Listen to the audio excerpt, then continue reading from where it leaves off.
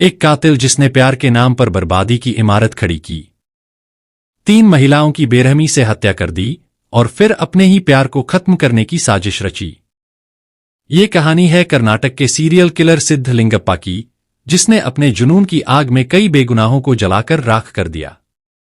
जानिए इस खौफनाक कहानी की पूरी सच्चाई। 8 जून 2022 को कर्नाटक के मैसूर से करीब 45 किलोमीटर दूर मांड्या नाम की एक जगह है। इसी मांड्या में एक गांव है जिसका नाम बेटनहल्ली है। 8 जून 2022 की बात है। बेटनहल्ली का रहने वाला एक व्यक्ति गांव के पास बहने वाली एक नहर के करीब से गुजर रहा था। क्योंकि उस समय उस नहर में पानी उतरा हुआ था, तभी उसकी नजर नहर में तैरती हुई किसी चीज पर पड़ी। उस आदमी के अंदर उत्सुकता हुई कि उसे पास चलकर देखना चाहिए कि आखिर नहर में क्या चीज है।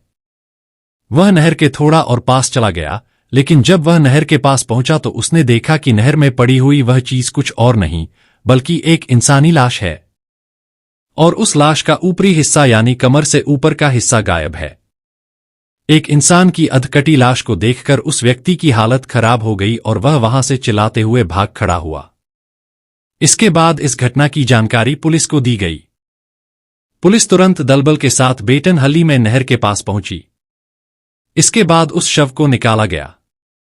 वह लाश किसी महिला की थी। हालांकि उस समय लाश की पहचान नहीं हो सकी थी क्योंकि लाश का कमर से ऊपर का हिस्सा यानी कमर से चेहरे वाला हिस्सा गायब था। जिसने भी उस लाश की ऐसी हालत की थी वो इसलिए ही की थी ताकि लाश की पहचान ना हो सके। इसके बाद पुलिस उस नहर में लाश के ऊपरी हिस्से को भी ढूंढने में लग जाती है। अभी पुलिस खोजबीन कर ही रही थी कि तभी अचानक 8 जून को ही यानी नहर वाली लाश मिलने के कुछ ही घंटों बाद बेटनहल्ली गांव से 25 किलोमीटर दूर अरकेरी गांव के पास पुलिस को दूसरी लाश मिलने की सूचना मिली। खबर के मुताबिक अरकेरी गांव के लोगों को भी एक दूसरी सीडीएस नाम की नहर में अधकटी लाश तैरती हुई दिखी थी, यानी उस लाश का भी आधा हिस्सा गायब था। पुलिस को लगा था कि शायद लाश का दूसरा हिस्सा उन्हें मिल गया है, इसलिए पुलिस तुरंत वहां से 25 किलोमीटर दूर अरकेरी गांव में पहुंची। लेकिन जब नहर से वह लाश निकाली गई तो उस लाश ने पुलिस की परेशानियों को और भी बढ़ा दिया। जिस अधकटी लाश को पुलिस बेटनहल्ली की नहर में मिली लाश का ऊपरी हिस्सा समझ रही थी, दरअसल वो तो एक दूसरी लाश निकल गई थी। लेकिन सीडीएस नहर में पाई गई यह लाश भी एक महिला की ही थी और यह भी आधी ही थी, यानी इसका भी कमर से पैर तक का हिस्सा तो था, लेकिन कमर से लेकर चेहरे तक वाला हिस्सा गायब था। इससे एक चीज तो पुलिस के सामने साफ हो गई थी कि इन दोनों महिलाओं की हत्या एक ही व्यक्ति ने की थी और जिसने भी यह हत्याएं की थी वह बहुत चालाक था, क्योंकि उन लाशों में पुलिस को कुछ समानताएं दिखी थीं। पहली तो यह कि उन दोनों लाशों का ऊपरी हिस्सा यानी कमर से लेकर चेहरे तक वाला हिस्सा गायब था, और दूसरा उन दोनों लाशों को 25 किलोमीटर के दायरे में अलग अलग नहरों में ले जाकर फेंका गया था। तीसरा, वो दोनों लाशें महिलाओं की ही थीं। पुलिस को लग रहा था कि इन दोनों लाशों में कुछ तो कनेक्शन जरूर है और इनके पीछे किसी एक ही इंसान का हाथ हो सकता है। हालांकि पुलिस ने दोनों लाशों के ऊपरी हिस्सों को बहुत ढूंढा, लेकिन उन्हें कुछ भी नहीं मिला। इसलिए बिना चेहरे के उन लाशों की पहचान भी नहीं की जा सकी और पहचान ना होने के कारण यह केस ऐसे ही पड़ा रहा। इस केस में कोई प्रोग्रेस ना होते देखकर पुलिस ने इस केस की जांच दूसरे एंगल से करनी शुरू कर दी। कर्नाटक पुलिस ने आरोपियों की तलाश के लिए अपने बेहतरीन 45 पुलिस अधिकारियों को लेकर 9 टीमें बनाई। केस में सुराग जुटाने के लिए 2 तकनीकी टीमों का भी गठन किया गया और इन टीमों का काम था पूरे राज्य में दर्ज हुई 25 से 35 साल तक की महिलाओं की गुमशुदगी की रिपोर्ट देखना और उनकी जांच पड़ताल करना। ऐसा इसीलिए किया जा रहा था क्योंकि पोस्टमार्टम रिपोर्ट से पता चला था कि उन दोनों महिलाओं की उम्र करीब 25 से 35 साल के बीच थी। इसी के आधार पर गुमशुदा महिलाओं के आंकड़े इकट्ठे किए गए और आंकड़े बता रहे थे कि कर्नाटक में उस समय 1116 महिलाएं लापता थीं। पुलिस ने उन 1116 लापता महिलाओं में से अब ऐसी महिलाओं को ढूंढना शुरू किया जिनकी डिटेल्स उन दोनों लाशों की डिटेल से मैच हो रही थीं। हालांकि पुलिस ने दोनों महिलाओं की कटी हुई लाशों के बारे में 10,000 पर्चे भी छपवाकर आसपास के इलाकों में बांटे थे, लेकिन फिर भी कोई सफलता हाथ नहीं लगी थी।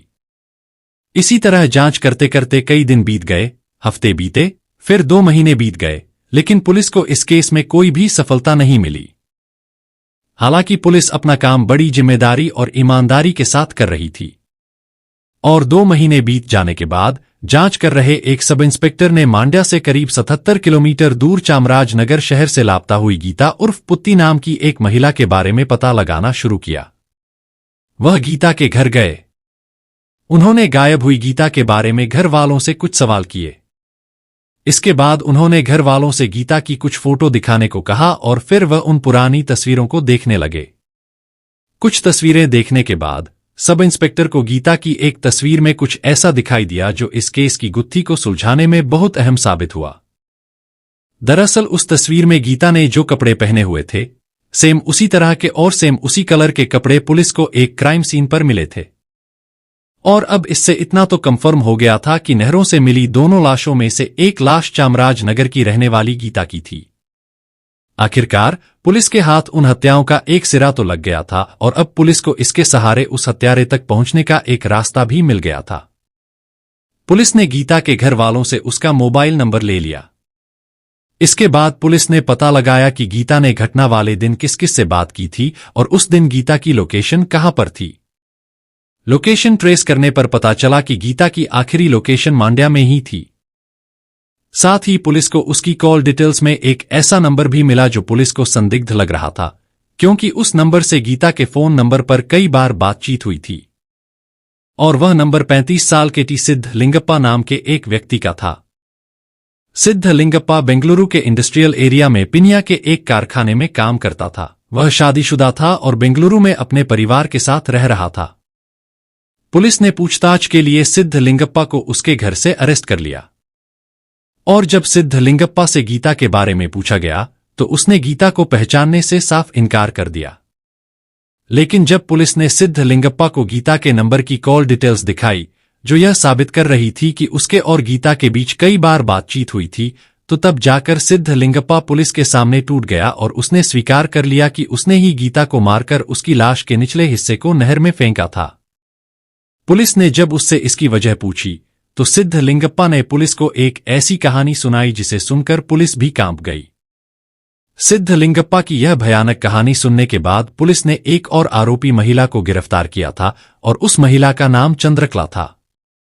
दरअसल चंद्रकला देह व्यापार के रूप में काम करती थी और गीता की हत्या से कुछ सालों पहले ही सिद्ध लिंगप्पा की मुलाकात चंद्रकला से हुई थी। फिर उन दोनों में मुलाकात का सिलसिला बढ़ने लगा और इस तरह सिद्ध लिंगप्पा और चंद्रकला को एक दूसरे से प्यार हो गया। जब वह दोनों एक दूसरे के बेहद करीब आ गए तो चंद्रकला ने एक दिन सिद्ध लिंगप्पा को अपनी आपबीती सुनाई कि किस तरह से कुछ लोगों ने उसे इस धंधे में जबरदस्ती धकेला था और इसके लिए कैसे उसे मजबूर कर दिया गया था, वरना वह भी आज एक साधारण जिंदगी जी रही होती। अपनी प्रेमिका की बात सुनकर प्रेमी सिद्ध लिंगप्पा को यह बात बहुत बुरी लगी और वह गुस्से से पागल हो गया। चंद्रकला के प्यार में अंधे हो चुके सिद्ध लिंगप्पा ने उस दिन कसम खाई कि जिसने भी चंद्रकला को वेश्यावृत्ति करने पर मजबूर किया है वह एक एक करके उन सबको जान से मार डालेगा। सिद्ध लिंगप्पा ने पुलिस को बताया कि इसके बाद उसने चंद्रकला के साथ मिलकर 7 लोगों की लिस्ट बनाई जिन्होंने चंद्रकला को वेश्यावृत्ति के धंधे में धकेला था। सिद्ध लिंगप्पा ने बताया कि उसने और चंद्रकला ने मैसूर में एक घर किराए पर लिया और फिर चंद्रकला की मदद से 3 जून 2022 को उन्होंने अपनी शिकार गीता को नौकरी दिलाने का झांसा देकर मैसूर में किराए वाले कमरे पर बुला लिया। क्योंकि गीता चंद्रकला को पहले से जानती थी, इसलिए वह सिद्ध लिंगप्पा और चंद्रकला के झांसे में आ गई। गीता के कमरे पर आ जाने के बाद मौका देखकर अचानक सिद्ध लिंगप्पा ने गीता का गला घोंट दिया। गीता की सांसें रुक जाने के बाद उन्होंने गीता की लाश को कमर से 2 हिस्सों में बांट दिया ताकि लाश के दोनों हिस्सों को एक एक करके आसानी से बाइक पर रखकर ठिकाने लगाया जा सके। उन दोनों ने ठीक वैसा ही किया। सिद्ध लिंगप्पा ने बाइक चलाई और चंद्रकला बोरे में भरे लाश के एक हिस्से को बाइक पर पीछे रखकर बैठ गई और फिर वे दोनों लाश के पहले हिस्से को ठिकाने लगाने के लिए निकल गए।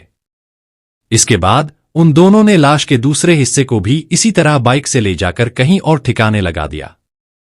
सिद्ध लिंगप्पा और चंद्रकला ने गीता को मारने के बाद उसके गहने और पैसे भी लूट लिए थे।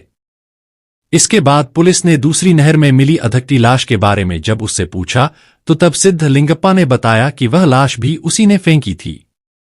उसने बताया कि वह लाश पार्वती नाम की एक महिला की थी और उसका नाम भी उसकी लिस्ट में था।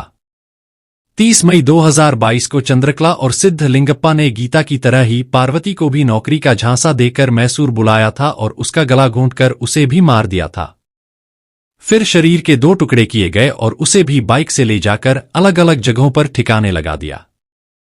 और फिर आगे चलकर 8 जून 2022 को पार्वती और गीता की लाशों के निचले हिस्से बेबी लेक नहर और सीडीएस नहर में मिले थे। गीता की गुमशुदगी की जांच की वजह से ही दोनों नहरों की लाशों की पहेली सुलझ पाई थी। इसके बाद पुलिस ने इस केस को लेकर सिद्धलिंगप्पा पर सख्ती दिखानी शुरू की और उससे कड़ाई से पूछताछ की जाने लगी। जब पुलिस उसकी लिस्ट के नामों के बारे में पूछने लगी तो सिद्धलिंगप्पा ने पुलिस को एक बार फिर से हैरान कर दिया। उसने बताया कि उसने पार्वती और गीता से पहले भी एक और महिला का कत्ल किया था और वह महिला भी उसकी लिस्ट में शामिल थी। उस महिला का नाम कुमुदा था। सिद्धलिंगप्पा ने उसे मई 2022 को बेंगलोर में मार दिया था, फिर उसके भी टुकड़े करके उसे भी अलग अलग जगहों पर फेंक दिया था। कुमुदा सिद्धलिंगप्पा की पहली शिकार थी। फिर 30 मई को पार्वती उसकी दूसरी शिकार बनी और 3 जून को गीता उसकी तीसरी शिकार बनी। सिद्धलिंगप्पा ने लिस्ट में से 3 लोगों को ठिकाने लगा दिया था। इसके बाद सिद्धलिंगप्पा ने पुलिस को एक और अजीब बात बताई। उसने कहा कि उसने और चंद्रकला ने तो 7 ही लोगों की लिस्ट बनाई थी, लेकिन उसने इस लिस्ट में एक और नाम जोड़ दिया था। उस नाम को लेकर उसकी प्रेमिका चंद्रकला भी अनजान थी। पुलिस ने जब उससे पूछा कि वह नाम किसका था, जिसके बारे में उसकी प्रेमिका चंद्रकला भी नहीं जानती थी, तो सिद्धलिंगप्पा ने बताया कि वह नाम उसकी प्रेमिका चंद्रकला का ही था और उसकी अगली शिकार चंद्रकला ही थी। सिद्धलिंगप्पा ने पुलिस से कहा कि अगर वह पकड़ा नहीं गया होता तो अब तक वह चंद्रकला को भी ठिकाने लगा चुका होता। लेकिन पुलिस इस बात से हैरान थी कि जिस प्रेमिका के लिए सिद्धलिंगप्पा ने 3 महिलाओं को खत्म कर दिया था और 4 और को मारने की तैयारी में था, तो फिर ऐसा क्या हो गया था कि वह अपनी उस प्रेमिका को भी मारने पर उतर आया था। इस पर सिद्धलिंगप्पा ने बताया कि चंद्रकला ही एकमात्र ऐसी गवाह थी जो उसके इस अपराध के बारे में जानती थी और उसे अब यह डर सताने लगा था कि चंद्रकला अगर पकड़ी गई तो वह आसानी से पुलिस के सामने अपना मुंह खोल देगी और उसे भी फंसा देगी। इसी वजह से उसने चंद्रकला को भी मारने का मन बना लिया था।